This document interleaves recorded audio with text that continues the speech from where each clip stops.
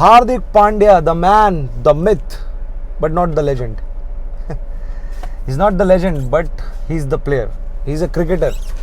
और हमारा ही क्रिकेटर, एक Hindustani cricketer, a very own allrounder, a specialist, जिसने इतने अच्छे अच्छे परफॉर्मेंस दिए हैं जो काफ़ी मेमोरेबल है। और मुंबई इंडियंस के लिए और गुजरात टाइटंस के लिए भी जो उन्होंने किया है वो तारीफ़ के लायक तो है। आप ये नहीं कह सकते हो कि वो ख़राब उन्होंने परफॉर्मेंस दिया है। अब सोचो हमारे ही प्लेयर के लिए, हमारे अपने प्लेयर के लिए कितना डिफ़िकल्ट होता होगा जब वो अपने ही देश के हर एक स्टेडियम में ह्यूमिलिएट होता हो और हमारे ही हाथों। वो जहाँ भी जाता हो टॉस उड़ाता हो, उसे लोग गालियाँ देते हो। वो जहाँ भी जाता हो बैटिंग पे उतरता हो, लोग उसे बू करते हो। वो जब बॉलिंग करने आता हो तो लोग उसे छपरी कहते हो। वो जब फील्डिंग सेट करता हो तो लोग रोहित रोहित चिल्लाते हो। देखो, nothing wrong in chanting Rohit, nothing wrong in chanting Virat Kohli. आप हर प्लेयर को चीयर करो। मैं खुद विराट कोहली एंड रोहित शर्मा का फ़ैन हूँ, लेकिन हार्दिक पांड्या भी हमारा ही अपना खिलाड़ी है भाई। रोहित शर्मा को कप्तानी से सैक किया मुंबई इंडियंस ने, बहुत गलत किया, क्योंकि वो 5 टाइम्स IPL विनिंग कैप्टन रहे हैं। उसके बावजूद मुंबई इंडियंस ने उन्हें कप्तानी से निकाल दिया और हार्दिक पांड्या को कप्तान बना दिया। पर इसमें क्या गलती हार्दिक पांड्या की है? हार्दिक पांड्या गुजरात टाइटंस में खेल रहे थे, उनके कप्तान थे और एक IPL ट्रॉफी भी जीता है उन्होंने। एंड सेकेंड IPL में फाइनल में आई थी गुजरात टाइटंस, मतलब अच्छा परफॉर्मेंस। तो आप समझ रहे हैं कि कोई नई फ्रेंचाइजी, उसका कप्तान आपको लगातार 2 सीज़न में फाइनल में लेके गया हो और एक बार ट्रॉफी जिता दी हो, तो वो प्लेयर का कॉन्फिडेंस लेवल कहाँ होगा? वो प्लेयर का जो डिमांड है, जो उसके चार्जेस है, वो कितने ज़्यादा होंगे? बट मुंबई इंडियंस को हार्दिक पांड्या किसी भी हाल में चाहिए था। गुजरात टाइटंस से उन्होंने डील की कि we want Hardik Pandya, transfer fee, transfer charge जितना भी आप लेना चाहो आप ले लो।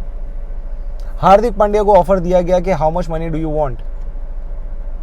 हार्दिक पांड्या ने सिर्फ ये क्लॉज लगाया कि गुजरात टाइटंस में he is playing as a captain, तो अगर मुंबई इंडियंस में उन्हें आपको लेना है, he will play as a captain.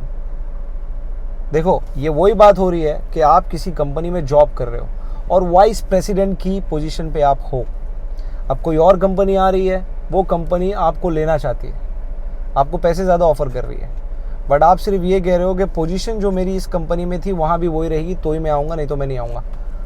और सामने वाली कंपनी एग्री करती है, तो इसमें आपकी क्या गलती? आप तो वही पोजीशन पे खेलोगे ना जो पोजीशन पे आपको पुरानी कंपनी ने आपको एम्प्लॉय करके रखा हुआ था। अल्टीमेटली ये देश के लिए नहीं खेला जा रहा है, ये अपने अपने सिटी, अपने अपने स्टेट के लिए नहीं खेला जा रहा है। आप फ्रेंचाइजी ओनर्स के लिए खेल रहे हो, ये आपके बॉसेस हैं एंड आप इनके एम्प्लॉय हो, तो आप अपनी काबिलियत और अपनी मार्केट वैल्यू के हिसाब से पैसे चार्ज करोगे, आप अपनी मार्केट वैल्यू के हिसाब से पोजीशन चार्ज करोगे। देखो, इस पर बहुत लोग कहेंगे कि विराट कोहली को भी ऑफर हुआ था, मोहम्मद शामी को भी ऑफर हुआ था कोई और फ्रेंचाइजी में खेलना, किसी और फ्रेंचाइजी के लिए खेलना, बट उन्होंने डिनाई कर दिया। उन्होंने बोला कि हम अपनी फ्रेंचाइजी ओनर्स की तरफ और अपने फैंस की तरफ लॉयल रहेंगे। बहुत अच्छी बात, बहुत अच्छी बात, काबिले तारीफ़ है ये बात, बट ये तो अपना पर्सनल चॉइस हुआ ना। हार्दिक पांड्या ने जो किया, हार्दिक पांड्या ने सिर्फ वही किया जो अक्सर हम लोग सुनते हैं कि love your job, don't love your company.